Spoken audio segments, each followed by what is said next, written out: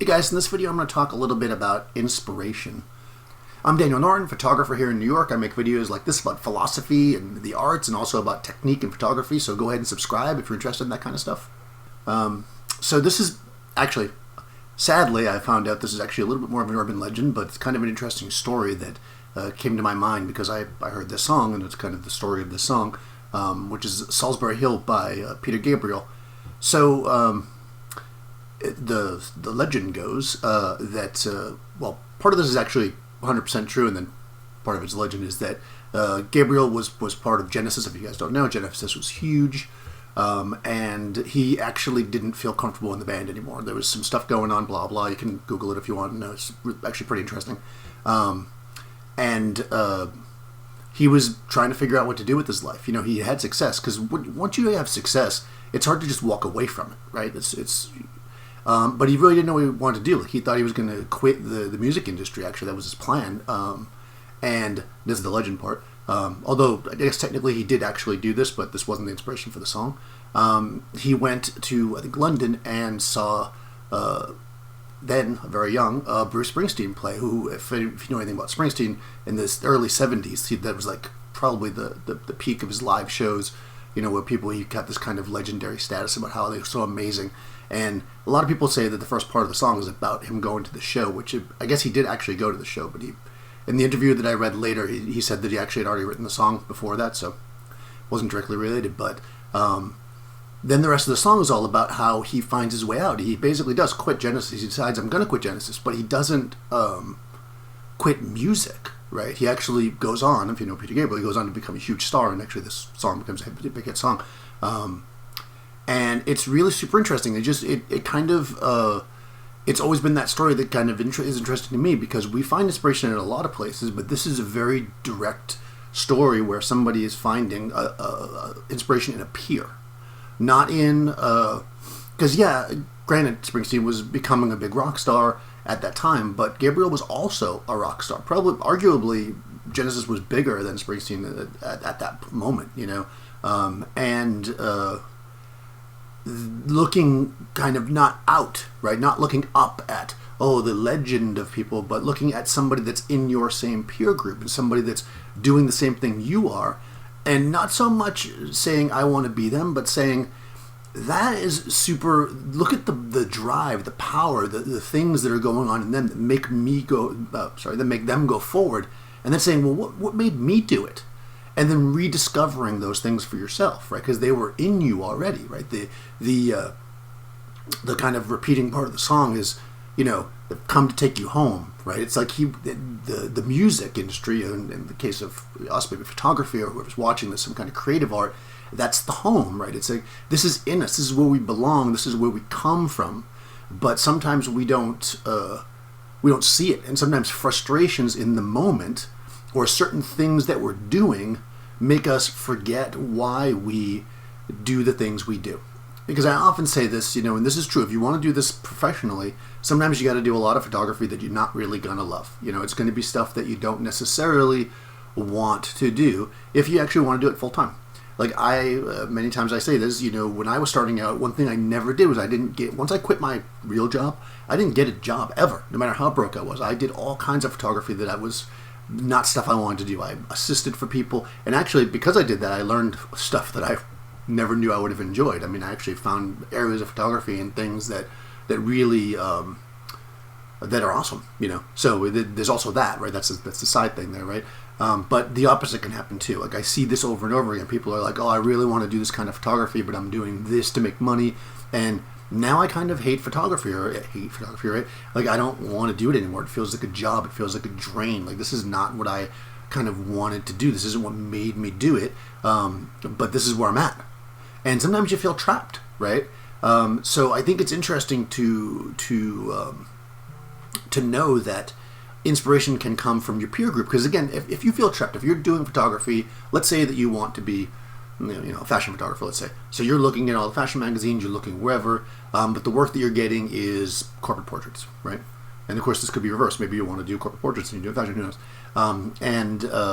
You're moving around and you're just like looking at these like high-end fashion magazines, and you're just adding frustration, right? You want to do something different. You're not doing the thing you want to do, And even though you're making money in photography, and even though that's good, sometimes instead of looking out at, these like big fashion photographers that shoot these multinational, huge $1 million campaigns, maybe it's better to look towards your peer group. Look at them, like even if they're not doing the same thing you're doing, right? Like as far as maybe there's that person that loves doing portraits, right? See what the drive is, watch them, help them, learn from them. Not just learn like a technique, because technique we talked about a lot of times before is important, but learn to love what you do and learn to do it by seeing other people love what they do, right? When you watch somebody do something they really want to do, they really love, they have a passion for, that can help rekindle your passion, And those people don't need to be these like superstar, million subscriber, Instagram, whatever, blah, blah, selling you presets. It could literally be the people in your local photo club or however you are that you just work with, and you say, wow, Susie, every time she comes to the photo club and shows her work, like she's so excited about it, Maybe try to see what it is, like get some of that fire, right? Being near people that are positive, that are motivated, will help you be positive and motivated. The same is true on the negative end.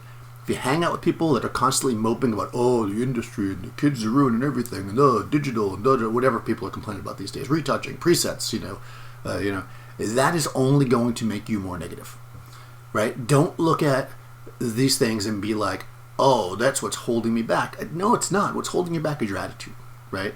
You need to be happy and motivated, and you need to find that in yourself, how to do it. How can you do it? Because you had it, right? You wouldn't have got this far, right, if you didn't really want to do it, right? You wouldn't have got so far in the photography, whether it be a hobby or you're trying to do it professionally, if you didn't have some kind of fire inside you. If that fire has become burned out for whatever reason, maybe because it's not what you thought it was going to be, or because you're not getting the opportunities you thought. Sometimes instead of looking towards, well, when I have, this many clients, I'll be happy, look locally, look small, look next to you, look at your peer group, and, talk to them. Embrace their way of thinking, and they can embrace yours. We grow together. I say this all the time. Community is so important. And being able to do that is amazing. And I think those kind of things are super, super interesting, right? Like, this is it, right? Here's this story, which, I guess now, sadly, wasn't exactly true, where somebody, right, would have been a huge loss if he had just stopped doing music, Gabriel, right? But he went out because he still loved music, right? He still went to see other people perform, and in that, he found his passion again. And approached, changed his approach. I mean, without getting too much into it, the problem that he really had was it was very corporate. Like, it was like he was in a group and everybody had to vote, and they were working like 5 days a week, blah, blah, blah, like a regular job.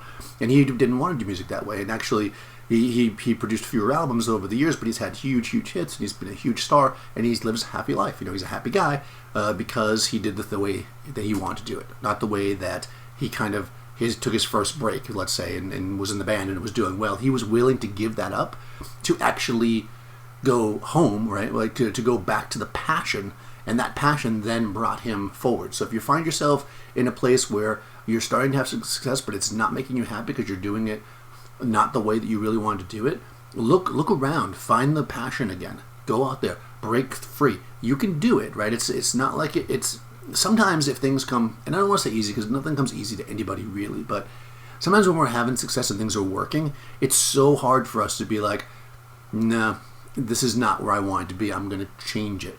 It's easier to bitch and complain and say it's somebody else's fault and it's the millennials or it's the presets or it's Instagram or it's digital or people are working too cheap and blah, blah, blah. Okay. I mean, that's not the right approach. If you really want to succeed, if you really want to do it, you'll find a way to fit in.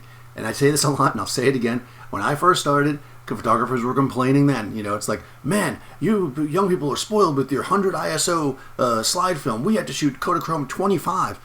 Yeah, I mean, we were, right? Do 2 more stops, big deal, right? Things were cheaper, easier, right? And then people switched over to print film, and all the people that were shooting chrome, like including me, were like, oh, print film, oh, that's for people that, oh, digital, that's... Don't look at those things. Look at the positive. What got you in, right? And sometimes that positive isn't just, it's in you, right? But maybe you need to discover it by seeing how it manifests in somebody else that is in your peer group, and not just the famous people out there. Because I think that is where the true motivation will come from, is people that you can actually feel you're on that same level with, but they've got that fire, right? They've got the fire that you always had. So what is it that's maintaining their fire? And help them maintain each other's fires, and that will help everybody grow, as I always say. So what do you guys think? Do you get motivation from people that are more at your level, or do you guys always only just look to people that have like a gazillion followers and that kind of stuff? I'm really curious what people do. And I know that some people will say that they're not an area where there's a lot of photographers, but there's plenty of groups online and things like that where you guys can, interact. There's a rumor there's a Discord out there that has my name on it that I don't go to, but, what Seth's been doing, if you guys aren't following on his Twitch channel, is pretty amazing, right? Because he's not just out there showing you all the crazy crap that's in Seth's house, which is in and of itself a fun thing to do. He's creating a space where you guys can interact with each other, and I think that is really the power of what he's doing. It's what we did in Adorama when we first formed that event space, which they're changing and revamping now, and we'll see where that grows from. Because that's only people in New York though, but online you've got all these resources. So if you guys don't already, check out that stuff. Last Ex Witness, go to his Twitch, join that community. Every once in a while I drop in. I'm not a big Discord person, I guess, typing messages and stuff, but I'm working my way towards it, and get that inspiration. Let me know, where do you guys get inspiration, but where do you get it locally? I don't want to hear some big famous photographer. Let me know like who inspires you that might be more at your level, because I think that's super interesting. So if you haven't already, guys, go ahead and subscribe to the channel and ring the bell, and you'll get notifications when I put more of these out. Sorry I missed a little bit. I've been missing a couple here and there because I am kind of in the busy season. I'm about to head to WPPI.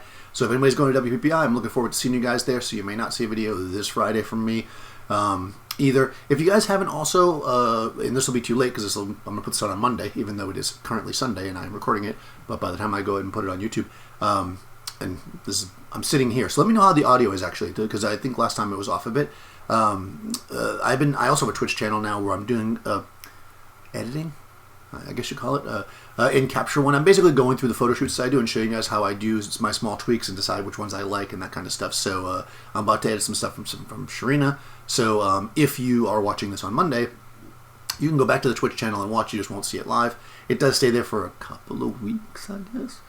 Twitch is strange like that. It doesn't stay there forever, so it's one of those things you have to keep up with. But I do recommend that you do it. I think it's an interesting platform. It really has a lot of engagement for communication, which is why I'm trying to get on there a lot more now. Where it feels a lot of times YouTube feels like a TV station where you throw stuff up and then people are throwing stuff at you. Twitch really feels much more integrated. I say this on YouTube. So I think both platforms are great and they're good for various different things. But in any case, follow me there if you want. I'll put links in the description. And whatever else is going on. Stay tuned too, guys, because we are still doing the live streams from Adorama. So everybody who may have thought that went away because there was a little bit of statements made that might have been a little confusing. We're still doing them. We're just not physically at Adorama, so you can't go there to see them. So sorry, my New York buddies that came to see me. I do appreciate all those weeks that you guys came. You can still watch. The next two should be, I believe it's March 12th and 19th, if those are both Thursdays, hopefully, because I'm putting it in a video, and I'm going to say, let me quickly check the thing. Yeah, 12 and 19. So 12 and 19, I'll be live on Adorama's channel doing my regular, 1 hour thing. Oh, the other thing, too, if anybody's watching this that might be in California, the 29th, I will be in LA with, the 29th of February, I'll be in LA with Marissa. So we're actually, people have asked me about this before, and I don't usually talk about it in videos because I'm talking about other things, but I do one-on-one workshops, usually I get a model and a photographer and me, and then we'll do stuff. So if anybody's interested in that and you have to be in LA, we're going to be there, so maybe I'll do one that way I can, allow have the West Coast be involved, because I feel bad that it's always people in New York, right? They're the only ones that get to come see me. So if that's something you've ever wanted to do, go ahead and reach out. You can just DM me. That's probably the best way to do it. I probably already said subscribe and everything, so go ahead and do that, and I'll see you next time.